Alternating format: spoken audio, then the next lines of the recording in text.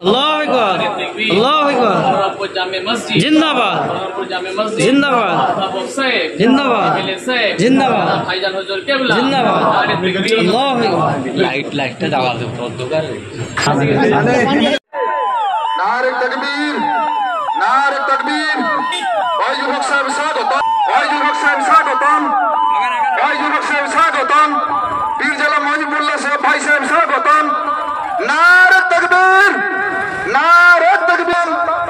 भाई जुल हक साहब स्वागतम, नारे तकबीर। भाई युवक साहब भाई स्वागतम, भाई युवक साहब भाई स्वागतम, नारे तकबीर। पीर जला मोहिबुल्लाह भाई साहब स्वागतम, पीर जला मोहिबुल्लाह भाई साहब स्वागतम, नारे तकबीर। बलरामपुर जामिया मुजाद्दियान মসজিদ জিন্দাবাদ, নারে তাকবীর। আপনারা বসে যান, সকলে বসে যান, পরে পরে বক্তব্য হবে। সরকার মহাশয়,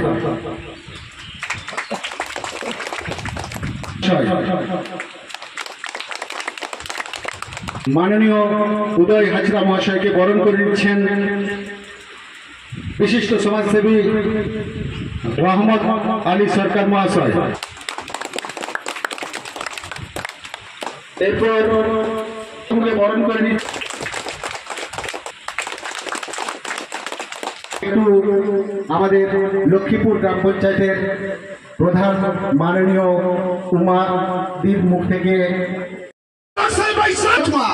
মসজিদের মজমা কলকাতা থেকে অত দূর থেকে আসছে কষ্ট করে। আমার মানুষ, অন্তরের মানুষ, ভালোবাসার মানুষ, বিভিন্ন দপ্তরে খুব কাজের মানুষ। আমার ভাইজান যারা হারিয়ে যায় সেইগুলোকে বেশি করে তুলে ধরে জলসা নসিহত করে। আমার হৃদয়ের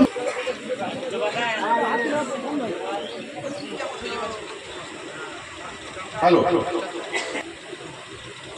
আজ আমাদের বলরামপুর জামা মসজিদে প্রোগ্রাম, বলরামপুর গ্রামের আজকের এই অন্যতম প্রোগ্রাম এখন বরণ করে নেওয়া হবে আমাদের অত্যন্ত প্রিয় মানুষ। জোরে বলুন মারহাবা, এমএলএ সাহেব জোরে বলুন মারহাবা, নারে তাকবীর, মাশাআল্লাহ। এরপর আমরা বরণ করে নেব, একবার জোরে সোরে তাকবীর দেন, নারে তাকবীর। ইহতেসামুল হক জোরে বলুন মারহাবা, ইহতেসামুল হক সিদ্দিকী সাহেব বলুন মারহাবা, নারে তাকবীর, নারে। কলকাতা হাইকোর্ট তাকবীর দেন, নারে তাকবীর। অ্যাডভোকেট সাহেব জোরে বলুন মারহাবা, জোরে বলুন মারহাবা, নারে তাকবীর, মাশাআল্লাহ।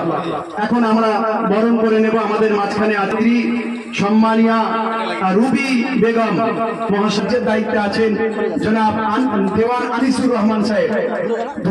আমাদের রুবি বেগম মহাশয়কে বরণ করে নিলেন। এরপর দেওয়ান আনিসুর রহমান সাহেবকে বরণ করে নেওয়া হবে। আপনারা জানেন আমার ছোট ভাই এসেছে দুই দিক থেকে, পীরের আওলাদ পীরজাদা ইনায়াতুল্লাহ হুসাইনি ভাইজান আপনাদের মাঝখানে এসে উপস্থিত হয়েছে। একবার তাকবীর দেন, নারে তাকবীর। ছোট ভাইকে বরণ করে নেবেন। তো পশ্চিমবঙ্গ সরকার এই মানবিক মুখ্যমন্ত্রীর সময়ে আমরা দেখেছি রাস্তাঘাট কোনো জায়গায় কাদা নেই, সব জায়গায় ঢালাই আর পিচ, কথা ঠিক না ভুল? আর কোনো জায়গায় আলো নেই, সব জায়গাতেই আলো। কিন্তু বলরামপুর আমাদের চন্দ্রকোনা বিধানসভার একদম শেষ প্রান্তে লক্ষ্মীপুর অঞ্চলের এই বলরামপুর গ্রাম, প্রত্যন্ত গ্রাম। আমরা গাড়িতে আস্তে আস্তেই আমাদের দাদা ওয়াইজুলরা বলছিলেন, আমাদের আরেক দাদা তিনিও বলছিলেন যে এখানের মানুষ যাতায়াত করে কিভাবে। আমরা বললাম টোটো, সাইকেল, মোটর সাইকেল। তো তার মাঝেই আবার আমরা তখন ঢালাই রাস্তায় আসছিলাম, আস্তে আস্তেই আবার মরাম রাস্তায় এসে উপস্থিত হয়ে যায়।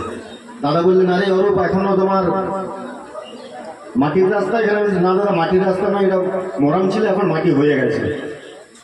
তো যাই হোক, আমরা আমাদের এই বলরামপুর গ্রামের নতুন মসজিদ তৈরি হচ্ছে। আমাদের এই গ্রাম হিন্দু মানুষও বসবাস করেন, মুসলিম সম্প্রদায়ে বসবাস করেন। তো সেক্ষেত্রে আমাদের যেমন এক প্রান্তে মন্দির আছে, তেমন এক প্রান্তে আমাদের মসজিদ। আমাদের এই পীর সাহেবের প্রচেষ্টায় তিনি যদি জলসা করতে এই গ্রামে না আসতেন হয়তো মসজিদ এখানে হতো না।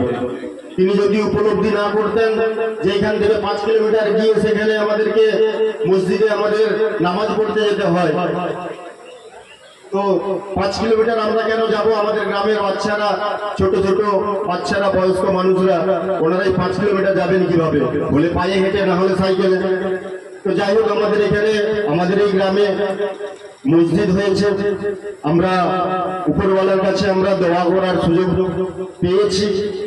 তো এই মসজিদ আমরা কিভাবে অসম্পূর্ণ অবস্থায় আছে, কিভাবে আমরা সম্পূর্ণ রূপ দেব,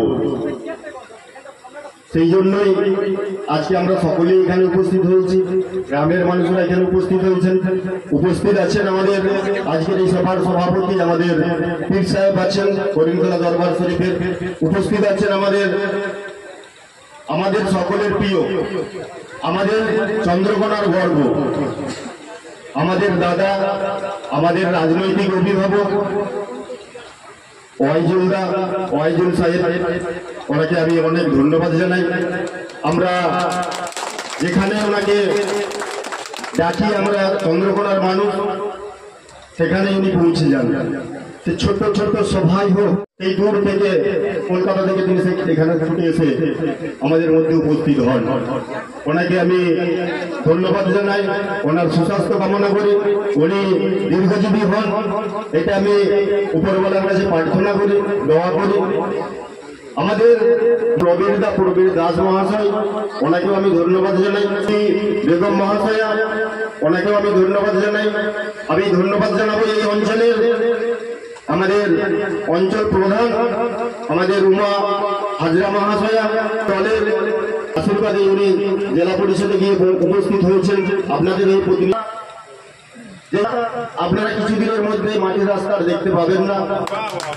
আমরা একদম লক্ষ্মীপুর অঞ্চলে প্রায় সমস্ত রাস্তাই কিন্তু আমাদের সম্পূর্ণ হয়েছে, আমরা পাকা করতে পেরেছি, এখনো কাজ চলছে আমাদের। সেটা সবটাই আমাদের মুখ্যমন্ত্রী মমতা বন্দ্যোপাধ্যায়ের দয়াতে। আমরা মমতা ব্যানার্জিকে যেমন, মমতা ব্যানার্জির হাতকে যেমন আমরা শক্ত করছি, আমরা যত শক্ত করে ধরছি আমাদের এলাকার উন্নয়ন তত অগ্রগতি হচ্ছে, তত ত্বরান্বিত হচ্ছে। তাই ভাবতে হবে না, আপনারা অনেক কষ্ট করেছেন, আর কিছুদিন করুন, কিছুদিনের মধ্যে আমরা কংক্রিটের করে দেওয়ার বন্দোবস্ত করছি। আর আমাদের বাড়ি, আমিও এখানে এসে দায়িত্ব সহকারে কথা দিয়ে যাচ্ছি আপনাদের কাছে যে মন্দিরের সামনে আমার বিধায়ক দিকে আমি এখানে হাই মাস লাইট একটা বানিয়ে দিচ্ছি। তো আমি বক্তব্যকে দীর্ঘায়িত করবো না, আমাদের হয়েছে এখানে সকলেই আমরা বসে আছি অনেকক্ষণ থেকে। তো আমি এলাকার সর্বস্তরের করছিলেন, আমাদের টাইম হয়ে গেছে, এটা ডিলে হয়ে গেছে, নামাজ ওয়াক্তেই করতে হয়, টাইম চলে গেছে। একদিন আমরা স্যাক্রিফাইস করলাম সবাই মিলে। আমি 2-4 কথা আপনাদের বলবো। চাইলে তো মসজিদ এখানে হতো না, যতই আমরা কাজ করি না কেন, যাই করি না কেন, রাব্বুল আলামিনকে যদি আমরা সন্তুষ্ট করতে পারি, তার কাছে যদি দেনার মালিক হচ্ছেন তিনি। যে যা ধর্মে আমরা বিশ্বাস করি, কেউ ঈশ্বরে বিশ্বাস করে, কেউ গডে বিশ্বাস করে, যাতেই বিশ্বাস করি না কেন, আমাদের দেওয়ার অধিকার হচ্ছে তিনি। তাই স্বাভাবিকভাবে মসজিদ তো হয়েছে। এখন দেখছি কলকাতা বা বিভিন্ন জায়গায় মার্বেল এসি মসজিদ হচ্ছে, কমে যাচ্ছে। কিন্তু যাদের জন্য খোরাক, কি মসজিদে খোরাক হচ্ছে মুসল্লি, যারা নামাজ পড়বে, তাই মসজিদ হয়েছে যেন নামাজ। প্রত্যেকটা ফজরে আমি দেখি নামাজ পড়তে যায় 2-3 লোক নামাজ পড়ি, আমরা খুব আফসোস হয়, খুব কষ্ট হয়, খুব ব্যথা পায়। নাম করে হচ্ছে, এত লোক আছে নামাজে, এতজন পড়বেন তো আপনারা নামাজ পড়ছে। নামাজের কোনো বিকল্প, নামাজের মাপ নেই, একমাত্র পাগল ছাড়া। পাগল ছাড়া নামাজ যে অবস্থাতে থাকবেন, বসে পড়ুন, শুয়ে পড়ুন, ইশারাই পড়ুন, নামাজ কিন্তু আমাদের নামাজের মাপ নেই। তাই নামাজ পড়তে হবে। যেন আমি শুনি, এই গ্রাম থেকে খবর নেবো, যেন বলরামপুরে এই মসজিদটা আজকে উদ্বোধন হবে, সেই মসজিদ যেন 5টা ওয়াক্তে নামাজ হবে, 5টা ওয়াক্তে যেন মসজিদ ভরে ফুলে ফুলে থাকে। এইটা যেন আমরা প্রাণ ভরে যাবে শুনলে, এটা যেন আমরা করতে পারি। আমরা প্রাউড ফিল, গর্ব করি বাংলাকে নিয়ে। বাংলায় একটা ধর্ম বিরাজমান, বাংলায় একটা ধর্ম সবার ঘরে ঘরে, সেটা হচ্ছে মানব ধর্ম, মানুষকে ভালোবাসার ধর্ম, মানুষকে কাছে নেওয়ার ধর্ম।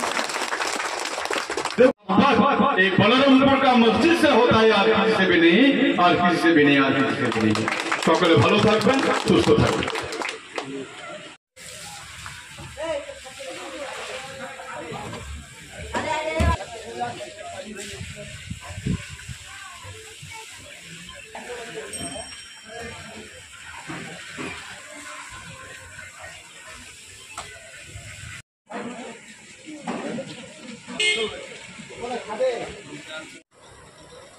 পুজো করা, প্রেয়ার করা, নামাজ পড়া আমাদের গণতান্ত্রিক অধিকার। এই অধিকার আমাদের সংবিধান দিয়েছে। স্বাভাবিকভাবে আজকে এই বলরামপুরে গণতন্ত্র প্রতিষ্ঠিত হচ্ছে নামাজের মাধ্যমে, মসজিদের মাধ্যমে। আমি অত্যন্ত খুশি যে বহু দূরে আপনাদের নামাজ পড়তে যেতে হতো, 5 কিলোমিটার দূরে আজকে আপনাদের এই বলরামপুর, লক্ষ্মীপুর অঞ্চলের বলরামপুর গ্রামে আজকে মসজিদ উদ্বোধন হবে। আমরা সবাই আপনাদেরকে নিয়ে এই মসজিদ কিছুক্ষণের মধ্যে আমরা উদ্বোধন করব, করে জোহরের নামাজ পড়ব। এর থেকে খুশির আনন্দের কিছু হতে পারে বলে আমি মনে করি না। আমাদের মেহবুল্লাহ সাহেব বলছিলেন মানবিক মুখ্যমন্ত্রীর কথা। ওনার কথা বললে তো অনেক সময় চলে যাবে, এটা রাজনৈতিক প্ল্যাটফর্ম নয়। কিন্তু আমি জানি যেমন মানবিক মুখ্যমন্ত্রী সেরকম আমাদের মানবিক বিধায়ক। আমি খুব অবাক হয়ে গেছি দেখে। আমাকে ফোন করলেন এমএলএ সাহেব, দাদা কত দূর আমি দাঁড়িয়ে আছি শ্রীনগরে। আমি মমতা ব্যানার্জিকে গিয়ে বলবো, আজকেই বলবো। আমি যখন রাস্তায় আসলাম কিনা এরা বাইকের মধ্যে দাঁড়িয়ে আছে, বসে আছে।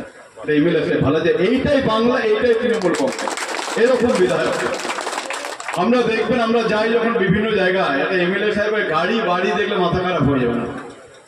কিন্তু আজকে ডাউন টু আর্থ মাটির সঙ্গে মিশে আছে আমাদের এই মানবিক বিধায়ক সাহেব অরূপ ধারা সাহেব। তিনি কিন্তু, আমি খুব আপ্লুত এবং গর্বিত। ওনার কথা অনেক শুনেছি, আমি অনেক গল্প করেছি। উনি এখনো নাগর করেন, জমিতে চাষ করেন, নিজে হাতে করেন। কখনো বৃষ্টিতে ভিজছেন, কখনো বাচ্চাদের সঙ্গে ক্রিকেট খেলে ওনার পা ভেঙে গেছে। আমার স্যার চোট লেগেছে, দাদা আমি বাচ্চাদের সঙ্গে ক্রিকেট খেলছিলাম। এটাই তো আমরা চাই। চিরজীবন কেউ বিধায়ক থাকবে না, চিরজীবন কেউ মুখ্যমন্ত্রী থাকবে না, কিন্তু মানুষ হিসেবে আমরা থেকে যাব। মানুষ চিরজীবন আমরা থাকবো। মানুষ যেন আমাদেরকে অন্তরের অন্তরস্থলে, মনের মণিকোটে রেখে দেয়। সেই জন্য মানবিক বিধায়ক করে দেবো, লাইট লাগিয়ে দেবো। এইটা আমি খুব আপ্লুত, গর্বিত। আমি আন্তরিক, আমার অন্তরের অন্তরস্থল থেকে আমাদের মাননীয় বিধায়ক অরূপ ধারা মহাশয়কে ধন্যবাদ এবং কৃতজ্ঞতা জানাচ্ছি। উপস্থিত আছেন যার জন্য, যার ডাকে আমি এসেছি, যে মানুষটা অক্লান্ত পরিশ্রম করেন, চারিদিকে ঘুরে বেড়ান, জলসা করেন এবং এতটাই আমাকে মহব্বত করেন। যখনই উনি কোনো প্রোগ্রামে যান, জলসায় যান, উনি একবার আমার সঙ্গে দেখা করে যান। আমাদের অত্যন্ত প্রিয়, আপনাদের প্রিয় আমাদের পীর সাহেব মেহবুল্লাহ হোসেনী সাহেব, উনি আছেন। আর এক আমাদের পীর সাহেব, ছোট পীর সাহেব আমাদের এনায়েতুল্লাহ হোসেনী সাহেব, উনি উপস্থিত আছেন। আমার সঙ্গে এসেছেন যারা উর্দুতে বক্তৃতা করলেন, দেখলেন উনি কিন্তু উর্দু স্পিকিং, কিন্তু বাঙালিদের কথা উনি সবসময় ভাবেন। বাঙালি মুসলমান, বাঙালি হিন্দুদের কথা উনি সবসময় চিন্তা করেন। আমাদের অত্যন্ত কাছের মানুষ, তৃণমূল সংখ্যালঘু সেলের সাধারণ সম্পাদক জনাব এহতাসমূলক সিদ্দিকী সাহেব, উনি আছেন। আমাদের সঙ্গে এসেছেন, আমার সঙ্গে এসেছে কলকাতা হাইকোর্টের স্বনামধন্য অ্যাডভোকেট, সুপ্রিম কোর্টে উনি মামলা করেন। অত্যন্ত গুণী ব্যক্তি, আমাদের সরকারের সঙ্গে অ্যাসোসিয়েট হয়ে আছেন শ্রী প্রবীণ দাস মহাশয়। আমাদের কলকাতা জেলার সভাপতি দেওয়ান আনিসুর রহমান সাহেব থেকে শুরু করে মহিলা সভানেত্রী রুমি বেগম, আমাদের বলছিল মুস্তাফিজুল স্যার, আমি 2-4 জেলা পরিষদের মেম্বার আছেন, প্রধান আছেন, বুথ সভাপতি থেকে শুরু করে অঞ্চল সভাপতি থেকে শুরু করে আপনারা সকলে এখানে উপস্থিত আছেন। আমার মায়েরা আছেন, বোনেরা আছেন, এবং যতদূর মাইকের আওয়াজ যাচ্ছে সবাই হয়তো এখানে উপস্থিত নেই, কিন্তু ঘরে বসে শুনছেন। প্রত্যেককে আমার অন্তরের অন্তরস্থল থেকে শ্রদ্ধা ভক্তি।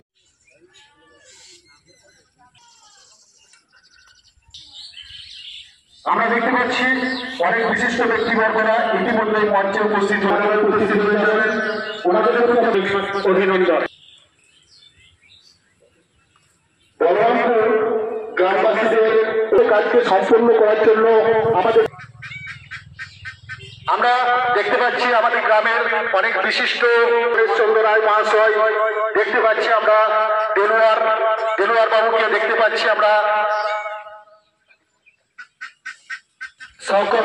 আলী মহাশয়, মাননীয় বংশীবদন নন্দী মহাশয়, নিমাই নন্দী মহাশয় চলে আসুন। আপনারা